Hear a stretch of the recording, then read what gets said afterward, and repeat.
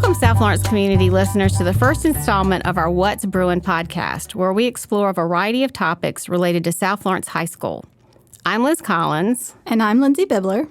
And we'll be answering topical questions on a variety of subjects. You can find a link to this podcast on the South Florence homepage and on our Facebook page. You will be able to find us on YouTube at the Studio South 535. A special thank you to our sound engineer, Eric Terry. It's that time of year again to be thinking about AP courses here at South Florence.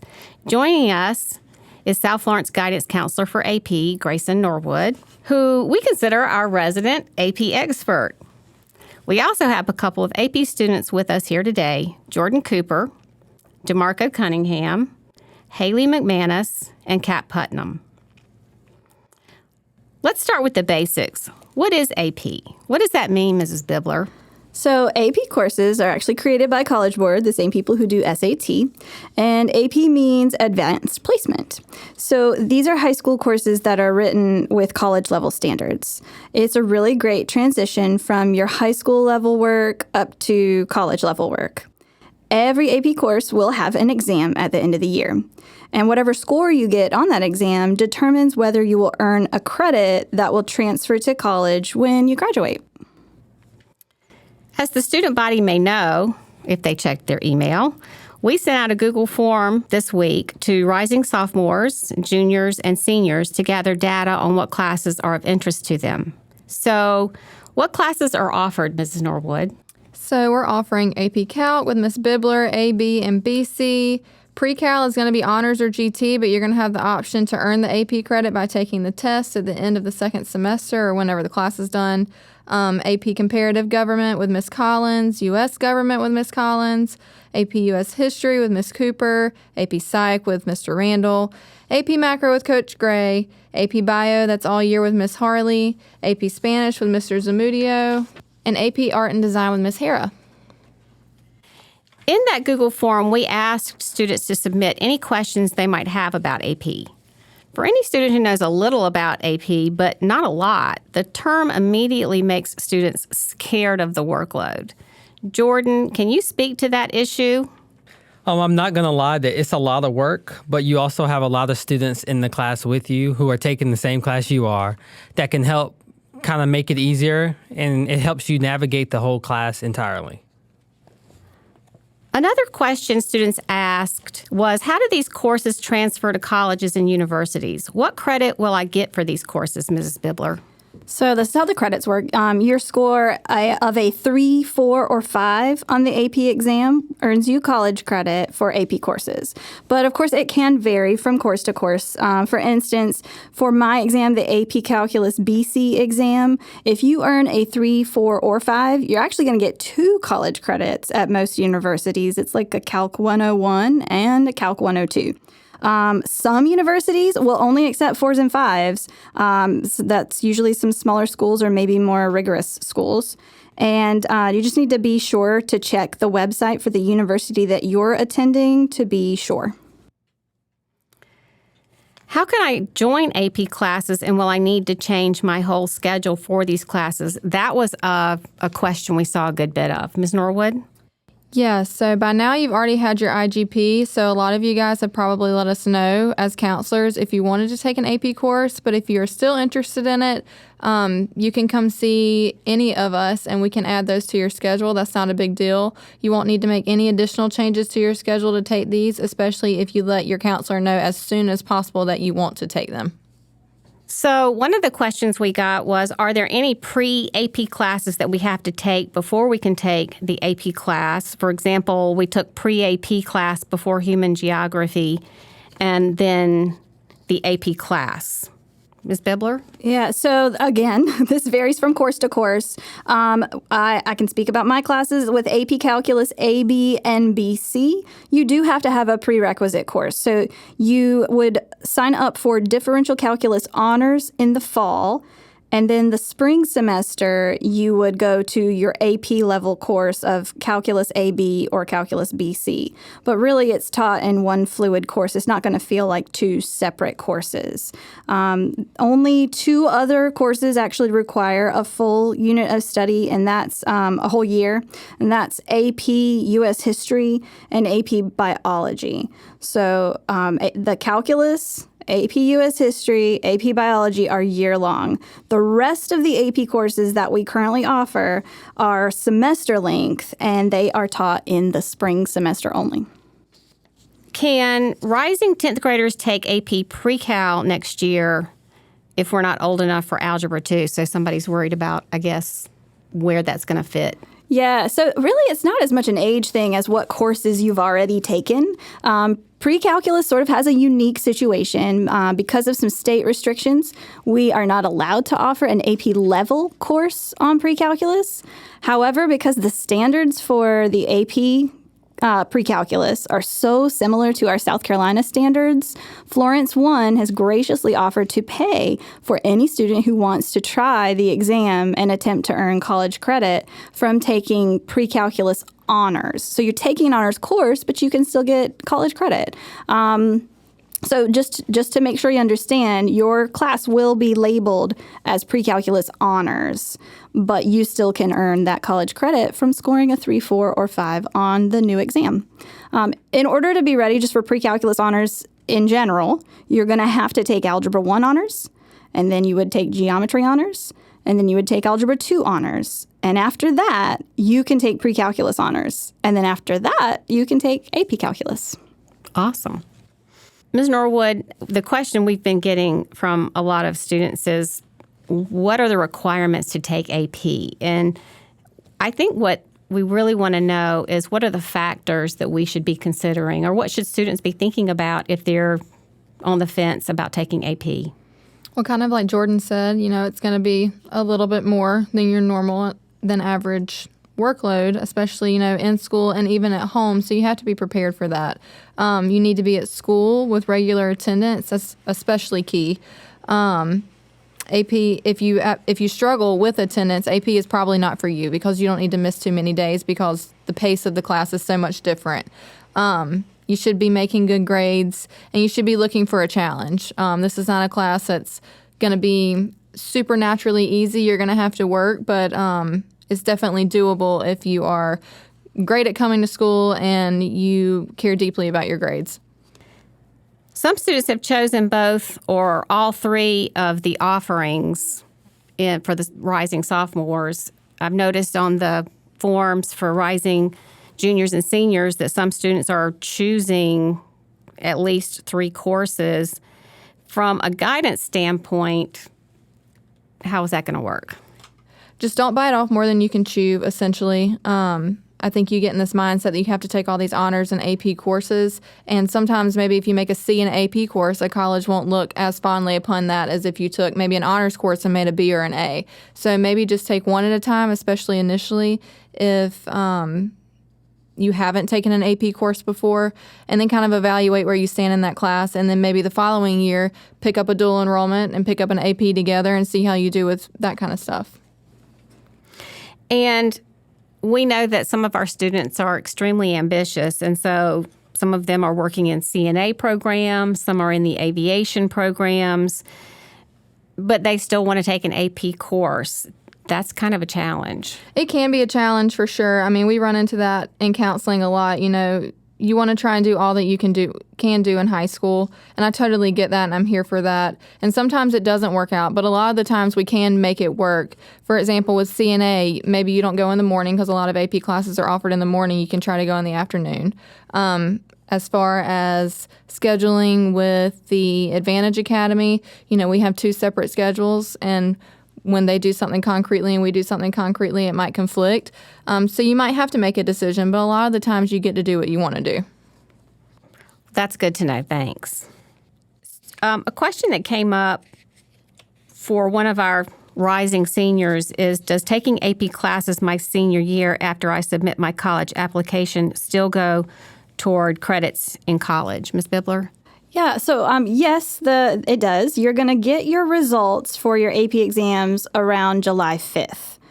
They're going to, and by they I mean College Board. College Board will transfer your scores to the university that you selected, and as long as you do your pre-coding correctly for the exams, and when you're doing that pre-coding, you choose the university that you have already committed to, then you should not have any problem transferring your scores with you. And Ms. Norwood, I think you've answered this question to some degree, but I'm going to toss it out there so that our listeners feel like they're being heard. No pun intended. I have, the student says, I have to have differential calculus in order to take AP, but I will most likely have orchestra first block next year, probably both semesters. And I know from the past that differential calculus is during first block. What should I do? So that kind of comes up as one of those things that you're going to have to probably make a decision on, because I don't foresee diff calc leaving first block.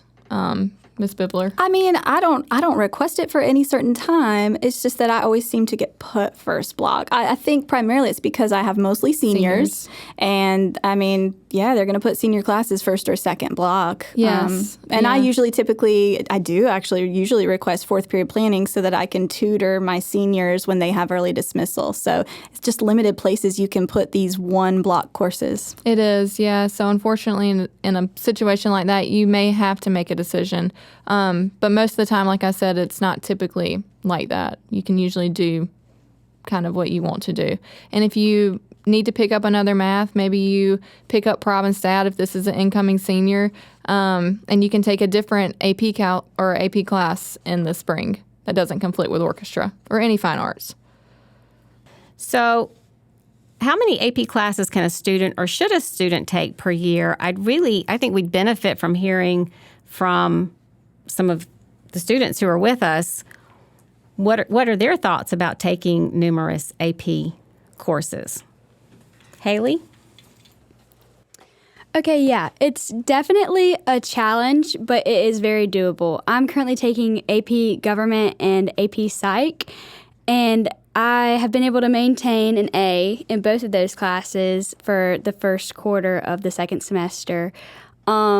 It's a lot of work, so you've got to be dedicated, and you have to have time management skills to be successful, I believe.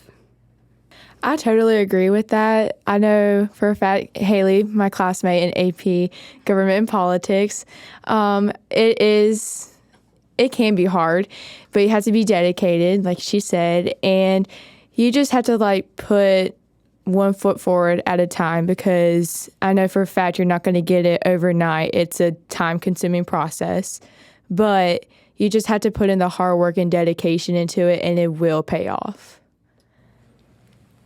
I agree with you guys, but I only take one AP class at the moment right now because I want to take on more than I can bite, like Miss Norwood said. I want to do what I can manage at the moment and continue with my one AP class for right now. Yeah, it's definitely not for everybody. That's true. It's hard. It's difficult. But you will get some information out of it. Yes. It's good information to have. I enjoy it, personally. Yeah. So, Kat, Haley, Jordan, what recommendations do you have for fellow students? What are they going to get out of taking an AP class? I mean, from what topics you're interested in, especially for me, I'm very interested in history, more specifically in U.S. history. I didn't take AP U.S. history, which I would have loved if I'd taken it. But right now, taking AP Government and Politics, I'm getting a lot of information about it. And it's actually really helping, because actually I do want to be a teacher when I go into college and teach U.S. history. So taking the AP Government and Politics class, I'm actually getting a lot of information about that topic and going to use it into teaching probably. So. Yeah, I'm a little different. I have absolutely no idea what I want to do once I get to college. But yeah, you definitely do learn a lot. And I think it also teaches you some life lessons because, like I said, you're going to learn how to manage your time, how to study correctly so you pass. Yeah, and you just get to have good experiences with the other people in your class because they're there for the same reasons you are, to learn and to work hard. Yeah, to piggyback off what both of y'all just said about learning a lot. Yes, you do learn a lot, but I also think that community was very important too. Mm-hmm. I remember coming here on Saturdays in the morning, taking US Gov, and like all of us and as a class just going through the material, making sure that we know what's going to be on the exam. Yeah, you struggle together. That's for Yeah. sure. That's for sure. Your struggle buddies. That's the new AP motto. Yeah. But it's worth it. Yes. It's definitely worth it. And once it's behind you, you're like, oh, like that really wasn't that bad, or like, oh yeah, that was. And good. all that hard work pays off because it does. once you persevere through that hard work, you can look back and say, yeah, I did that. I got through it and I pushed through. Right. So To each of you, I'd like to ask, are you enjoying the AP experience? And if so, what is it that you like about it? Ooh, I love my AP Government and Politics class. I love going in every day and seeing Miss Collins and be like, hey, Miss Collins, how are you doing? I just love going in there because also she has snacks. And she always says, hungry children cannot focus. And that is, for me, that is Facts. true. But also, I just love how when we do our FRQs, when we get them back and she puts like our suggestions on there, like what we could do better, I think that's very helpful. And plus, like, it's just, it's like a lot of fun, like with the people in it too. And I feel like since in our class, we're like in table groups, everybody can just like feed off each other and be there for each other and just like kind of back people's answers up, I guess. Mm-hmm. And it's just very like close together kind of thing. I love my AP classes, but I love a challenge also. So being challenged every day is really fun. It's also very hands-on. So if you like to do that kind of stuff, if you like to be in groups and work like that, and there's a lot of different learning, like the ways to learn. Like we watch videos and we read and we do stuff like on the board. So it's very, like, if you are scared you're not going to be able to pick up on it because you learn a different way, I think that you should at least try it out because usually there's one way or another that you can learn in that topic. Well, I just love my AP class because of Miss Collins. Every day we learn something new, something that excites us. And when I'm in that class, I can really focus because Miss Collins is teaching and she's understanding where we are and she helps us for what we need at the moment. And that's... Yeah, the community's great. Mm-hmm. And I feel like It everybody... definitely matters. Oh, yeah. I feel like everybody, like, we give off, like, a good vibe for everybody. Mm-hmm. And we're just kind of there for each other. And when somebody needs... somebody's always got your back. Yeah, and when in somebody AP. needs help, somebody will help. And it's like, I don't know, just help, I need help. And somebody's there. Ms. Bibler and Ms. Norwood, what are some parting thoughts that you might want to share with students? Well, I think the kids just summed it up pretty good. I think for me, we get bogged down and we as in kids get bogged down and I have to take dual enrollment. I'm going to get college credit that way. But kind of like to what the kids just attested, you're not going to get that sense of community in dual enrollment because you're in an online class, you're in an online setting. Your professor might not reach out to you. Are you going to start your college GPA? Yeah, but that could also potentially be a negative thing. You know, here you're going to have the community of your classmates. Your teachers are going to rally around you. They're going to help you. Your grade overall is probably going to be better. I think your sense of understanding in an AP class is probably going to be more well-rounded and better. So don't just, when your counselor offers you an AP class, your teachers offer you an AP class, don't just turn your nose up at it. Don't be deterred from it, but really just think about what everyone said today and really embrace it, because I think you gain a broader understanding of the given topic that you're studying in that course. Yeah. So especially with AP Calculus, you just learn, and the pre-calculus as well, you learn just the depth of knowledge is different in those courses than Algebra 2 honors or Geometry honors. When you get to that AP level, you're not just basically memorizing formulas and plugging numbers in. You're applying it. You know why it is what it is. You're able to kind of study, maybe even in a little bit of the field that you're going into. Like a lot of my kids want to be engineers or maybe work as biology majors, and they get to explore exponential growth and decay and population changes. We study real things in this math course. So I have a passion for it. I know that Ms. Collins has a passion for her course, and I think that if you're an AP teacher, you kind of have to have that extra passion because, quite frankly, it's extra work for us with no extra pay. We just love doing it, and we love sharing that knowledge with these kids. And I think when you take an AP course, you get that sense. I would agree with that. Just in a closing note to say that like you, I'm very passionate about AP. I know the kids feel that. We have fun every day, and it's hard not to be, sort of effervescent about your topic. Just today, we were looking at the State of the Union, and everybody was so excited because, playing State of the Union bingo. We were like, everybody had heard these. Who's going to say what? So it's, they're actually watching the State of the Union address. That's a big deal. They see it in real time, and that's what I really love about it. And it's the same with comparative. Jordan, I think you could probably speak to that we were studying things that were happening in real time in Iran, with women burning their hijabs and protests. Yeah. So it just makes the world more real to us. We're learning the how and the why, not just facts. So thank you to Ms. Norwood and to our student guests for being on the podcast. Thank you again, Mr. Terry, for making this possible. Thank you, listeners. And we hope to have upcoming podcasts in the future where we can highlight South Florence and Florence 1 School of the Arts and talk a lot more about AP, which is our passion.